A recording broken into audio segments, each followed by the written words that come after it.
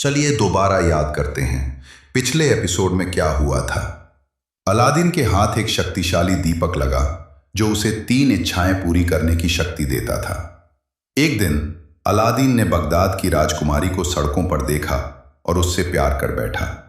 त्योहार के कई दिनों बाद अलादीन बेचैन रहता था। वो राजकुमारी के चेहरे की याद को भूल नहीं पा रहा था। उस रात जब घर शांत हो गया, उसने दीपक निकाला। उसने इसे धीरे धीरे रगड़ा। आप मुझे बुलाते हैं स्वामी? जिन्न, मैंने राजकुमारी को देखा। मैं उसे अपनी पत्नी बनाना चाहता हूँ। क्या आप सुल्तान की बेटी से शादी करना चाहते हैं? हाँ, मैं करना चाहता हूँ। प्यार को जबरदस्ती नहीं मांगा जा सकता मालिक। मुझे यकीन है कि मैं उससे शादी करना चाहता हूँ। मुझे इसे जीतने में मदद करो। तो फिर ऐसा ही होगा, पर इसे जान लो, तुम्हारा मार्ग खतरे से मुक्त नहीं होगा। तो आप मुझे बताइए, मुझे क्या करना चाहिए? जिन्न ने अपनी एक विशाल भुजा फैलाई और उसकी हथेली के ऊपर धुएं में छवियां झिलमिला उठीं, धुंध और रोशनी से बुनी गई दृष्टियां।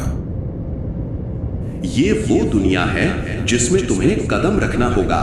सुल्तान सम्मान को महत्व देते हैं, लेकिन उनके गान धन से मीठे हो जाते हैं। कोई भी वर उनकी बेटी को नहीं पा सकता जब तक कि उसके पास इतनी संपत्ति ना हो कि उन्हें प्रभावित किया जा सके। धुआं बदल गया। अब अलादीन ने एक महल का बगीचा देखा। राजकुमारी अपनी हाथिनियों के साथ गुलाबों के बीच चल रही थी। उसका चेहरा मोमबत्तियों की रोशनी से चमक रहा था। और वो रेशमी पिंजरे में रही है। उसके दिल तक पहुंचने के लिए सबसे पहले आपको उसके पिता तक पहुंचना होगा। दृष्टि मिट गई। धुआं फिर से जिन्न के रूप में लुढ़क गया। तो मुझे खजाने दो जो किसी भी राजा से बड़े हों, इतने कि सुल्तान सिर झुका दे। वो मालिक मैं कर सकता हूं। जमीन हिली जब उसने दोनों हाथ उठाए और फिर अंधेरा छा गया। अलादीन की आंखें खुली और सुबह हो गई, लेकिन वो अपने घर में नहीं सो रहा था, बल्कि वो एक शाही कमरे के भीतर एक शाही बिस्तर पर सो रहा था। वो जाग गया और विशाल महल के चारों ओर घूमने लगा।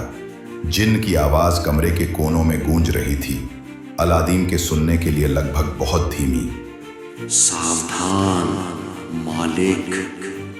देखते रहो, अब अलादीन अमीर है। अगला क्या होने वाला है? क्या ये दौलत प्यार का रास्ता है